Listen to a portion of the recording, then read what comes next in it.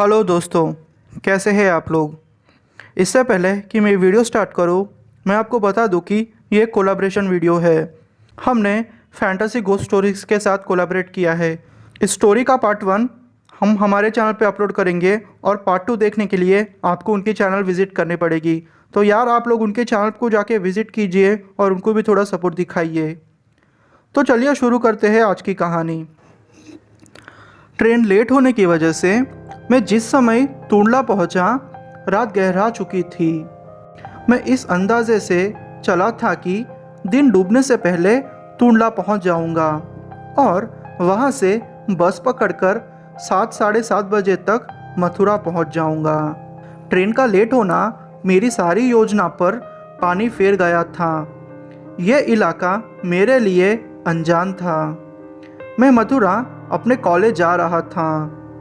मेरा दोस्त राजीव मेरे साथ आने वाला था, मगर ऐन मौके पर उसे अचानक तेज बुखार ने आ घेरा और मुझे अकेले ही निकलना पड़ा।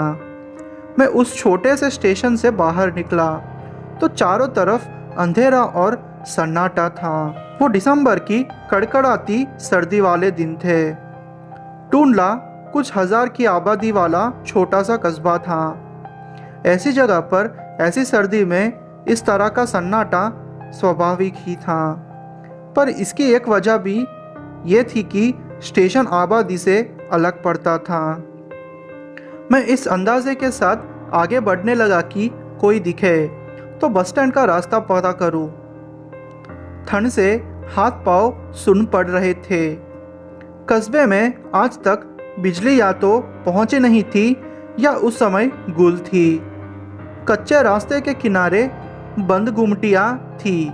कुत्ते के भौंकने की आवाज़ से मैं ये अंदाज़ा लगा रहा था कि मैंने बस्ती की तरफ जाने वाला रास्ता ही पकड़ा है। जब मैं एक छोटे से कच्चे घर के सामने से गुजरा तो ख्याल आया कि क्यों ना कुंडी खड़काकर घर के किसी आदमी से बस स्टैंड का रास्ता पता करूं। अभी इतनी भी देर नहीं हुई थी कि सारे लोग सो गए हो। मैं ये सोच रहा था कि अपने पीछे कुछ फासले पर साइकिल की घंटी की आवाज़ सुनाई दी। साइकिल सवार करीब पहुंचा तो मैंने उसे आवाज़ दी। वो रुक गया। मैंने उसे बस स्टैंड के बारे में पूछा तो वो कहने लगा, आखिरी बस आने ही वाली होगी, चलिए मैं आपको बस स्टैंड तक पहुंचा देता हूँ। मैंने एक पल के लिए साइकिल सवार को गौर से देखा। वो सिर से पांव तक शाल या कंबल ओढ़े हुए था। अगर वो कुछ ओढ़े ना होता तब भी गहरे अंधेरे की वजह से मैं उसकी सूरत ठीक से नहीं देख पाता। उसकी आवाज़ से मैंने अंदाज़ा लगाया कि वो कोई मध्यम आयु का व्यक्ति रहा होगा। साइकिल तंग गलियों से गुजरी। उसने एक खंडर जैसे घर को पार किया। मैं उसके करियर पर अपना एयरबैग संभालते बैठा, आंख फाड़ फाड़ कर चीज़ों को समझने की कोशिश कर रहा था। पुरानी साइकिल की खड़खड़ की आवाज़ सुनसान रास्ते में न जाने कहाँ तक पहुँच रही थी। मुझे कुछ हैरानी सी भी हो रही थी कि अभी इतनी देर भी नहीं हुई थी कि बस्ती में इस तरह का सन्नाटा छा जाए। रास्ते में सिर्फ कुत्ते मिले। उन्हें हटाने के लिए साइकिल सवार ने कई बार घंटी बजाई। जब हम एक घने बाग के अंदर थे, उसने अपनी चुप्पी तोड़ी। बोला, लगता है आज गाड़ी लेट आई। मैंने हाँ में जवाब दिया। बस पहुंचने ही वाली होगी, ये आखिरी बस है। आप खुशकिस्मत है कि मैं आपको मिल गया, वरना थी ये बस भी आपको नहीं मिल पाती। मैंने उसका शुक्रिया अदा किया और शर्मिंदगी भी जाहिर की कि मेरी वजह से कष्ट उठा रहा था। कष्ट की कोई बात नहीं बाबू, उसकी खरखराती आवाज़ सुनाई दी।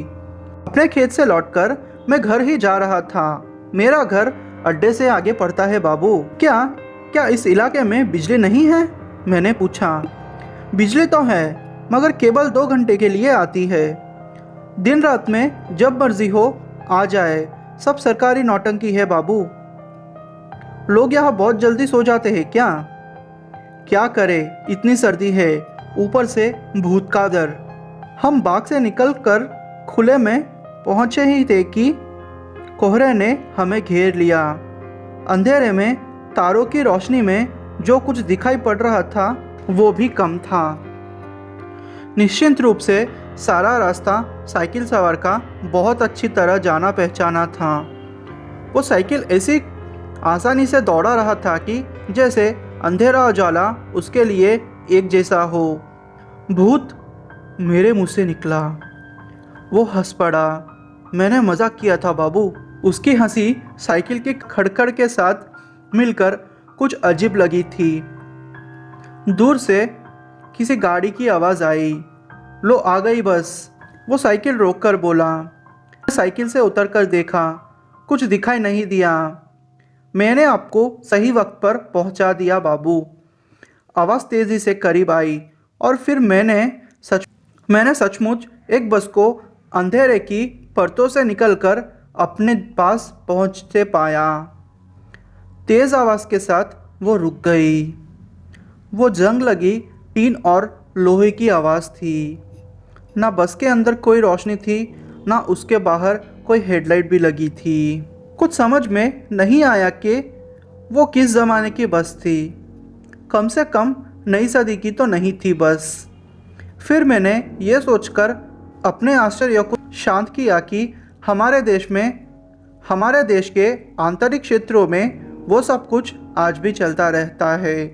बस के दरवाजे पर जो आदमी आया वो कंडक्टर ही रहा होगा।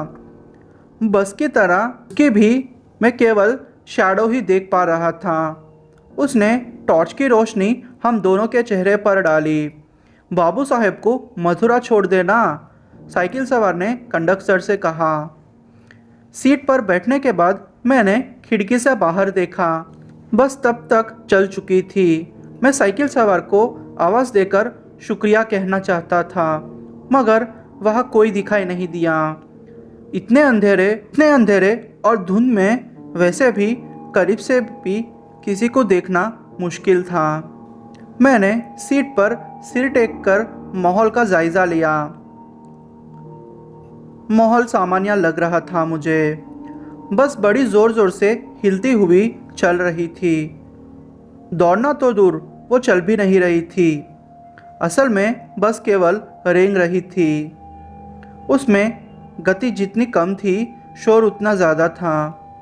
जिस बस में हेडलाइट तक ना हो वो आपको अपनी मंजिल पर पहुंचा दे, वही गनीमत समझिए। मुझे मेरा दोस्त सुमन का ख्याल आया।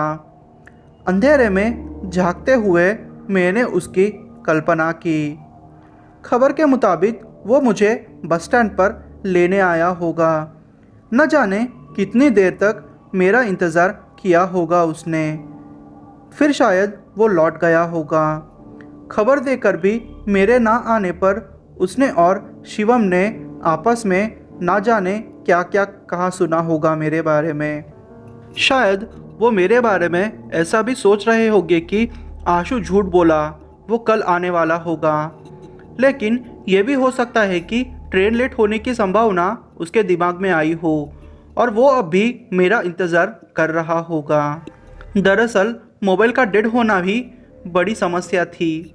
मैंने प्रार्थना की कि दूसरी बात ही सही हो, वरना इतनी रात में कॉलेज अकेले जाना ठीक नहीं होगा। बाहर का सन्नाटा बस के अंदर भी पसरा हुआ था। न जाने कितने लोग बस में पहले से ही सवार थे। कितने मर्द, कितनी औरतें, कितने बच्चे। किसी की कोई आवाज़ नहीं आ रही थी या कोई बोल भी नहीं रहा था। अगर शायद कोई बोल भी रहा होगा तो ये जंग लगी बस के शोर से उनकी आवाज़ शायद सुनाई ना दे। मेरे बगल की सीट खाली थी। मैंने गौर से देखा तो पता लगा कि आगे और पीछे की सीट पर भी कोई नहीं था। अचानक मेरे चेहरे पर रोशनी पड़ी तो मैं चौंका।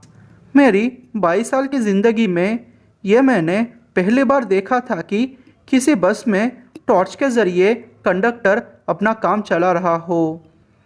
टॉर्च के अलावा बस में कहीं किसी इंडिकेटर का भी नामो निशान नहीं था।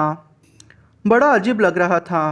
बाबू साहब, अब मथुरा जाएंगे?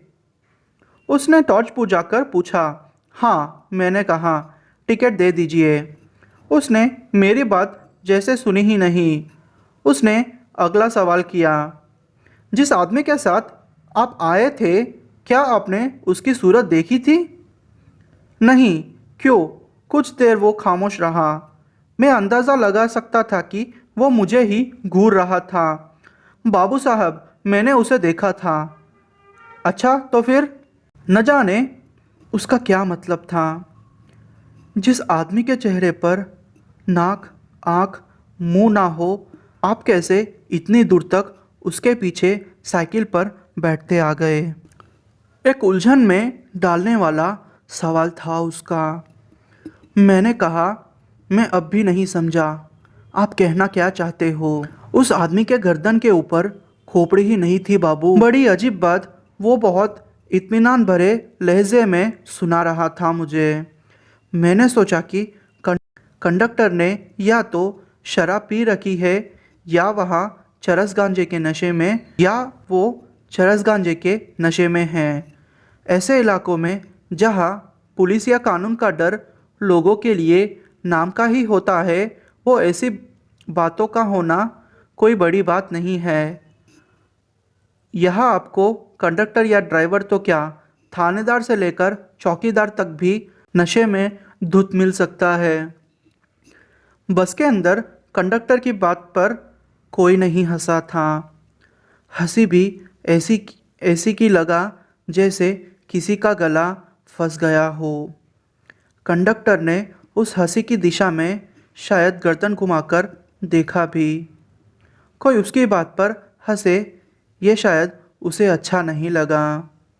उसने मुझे फिर कहा, आगे से इतनी रात को किसी अजनबी के पीछे साइकिल पर बैठने से पहले उसकी सूरत ज़रूर देख लीजिएगा। मेरी ये सलाह लाखों रुपये की है, समझ जाइए बाबू। वो फिर से बोला। मेरी ये सलाह लाखों रुपये की है, समझिए बाबू साहब। उसने बात पूरी की थी कि फिर कोई हंसा। कंडक्टर ने एक झटके से उस तरफ देखा, फिर टॉर्च जलाई। मेरी सीट की तरफ से लौटते हुए उसकी टॉर्च की रोशनी एक सवारी के सिर पर पड़ी। उसके कान के नीचे खून की धार बह रही थी। अगले ही पल रोशनी वहाँ से हट गई। मैंने सोचा शायद मेरी आंखों को भ्रम हुआ है। फिर अगले ही पल लगा कि उस व्यक्ति को बता देना चाहिए, ताकि वो अपने घाव पर ध्यान दे। अक्सर ऐसा होता है कि घाव तो होता है पर उसका दर्द नहीं होता, और घाव से बगैर दर्द के ही खून बहने लगता है। मैंने उसे आवाज़ देकर बता दिया कि उसके कान के पीछे से खून बह रहा है। वो समझ गया कि मैंने उससे क्या कहा। उसने कहा कि हाँ, मुझे पता है। दूसरे तरफ से आवाज़ आई, मेरे सिर में गोली लगी हुई है। कुछ लोगों से मेरा ज़मीन का मुकदमा चल रहा था। एक दिन उन्होंने मुझे जो गोली मारी वो अब तक मेरे सिर में धंसी हुई है। मेरा ख्याल था कि वो आदमी ज़ोर से हंसेगा और कहेगा कि उसने मजाक अच्छा किया था, पर ऐसा कुछ भी नहीं हुआ। तीन टप्पर का शोर कुछ और बढ़ गया। सड़क की हालत बेहद बुरी लग रही थी। बस गेंद की तरह उछलती और फिर पटकती हमें। मेरे शरीर के सारे हिस्से हिल चुके थे। सीट पर कीलें निकली हुई थी। पता नहीं और क्या क्या निकला हुआ था, जो मुझे बुरी तरह गड़ रहा था। खिड़की के बाहर घना कोहरा था। कहीं किसी पेड़ की शैडो तक नहीं थी। लग रहा था कि बस किसी सड़क पर नहीं चल रही है। वो ना जाने किस रास्ते से गुजर रही थी, न जाने उसका कोई रास्ता भी था या नहीं।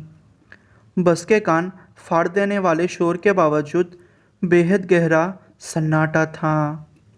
न जाने मुझे ऐसा क्यों लग रहा था कि मैं किसी अलग दुनिया में सफ़र कर रहा हूँ, जिससे मेरा कोई संबंध नहीं है।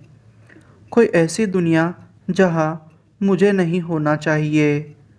हज़ारों बार मैं कोहरे के बीच से गुज़रा हूँ, लेकिन बस के बाहर फैले हुए कोहरे की धुंध बड़ी अजीब थी। उसमें सरगोशियों का एहसास था।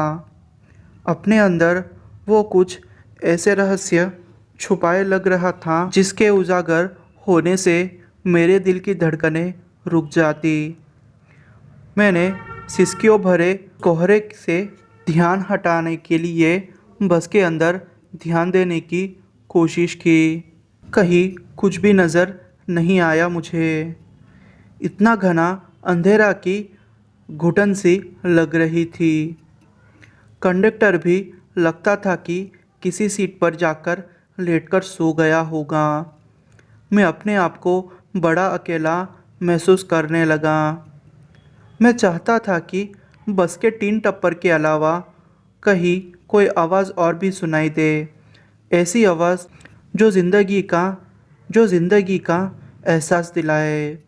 मैंने अपनी घड़ी में वक्त जानने की कोशिश की। बहुत ध्यान से देखने के बावजूद कुछ नज़र नहीं आया। मेरे मुंह से एक ठंडी सांस निकली। लग रहा था कि जैसे मेरा यह सफ़र घंटों से जारी हो। वक्त का अंदाज़ा लगाना मुश्किल नहीं, नामुमकिन हो रहा था। अचानक एक चीख ने मुझे चौंका दिया। टॉर्च की रोशनी चमकी। उसकी रोशनी के दायरे में एक इंसान के शरीर का ऊपरी हिस्सा था। मैंने देखा कि उसकी बाँह कोहनी के ऊपर से कटी हुई है और उसका आधा सिर गायब था।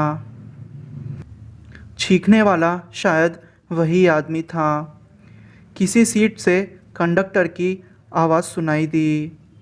उसने चीखने वाले को गाली दी थी।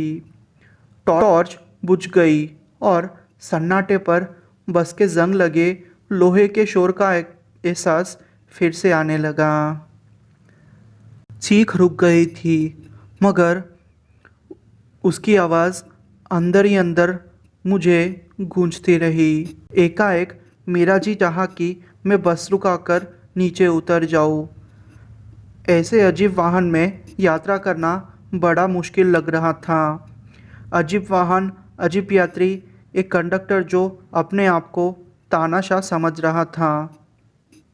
पता नहीं, मैं आवाज़ देने ही वाला था कि फिर मुझे ये ख्याल आया कि न जाने मैं सुरक्षित कहाँ हूँ, बस के अंदर या बस के बाहर। बस के अंदर या बाहर कोहरे से भरे वीराने में। समझ में नहीं आ रहा था कि मेरी ज़िंदगी में ये क्या हो रहा है। पता नहीं, एक अलग ही फीलिंग मुझे सता रही थी।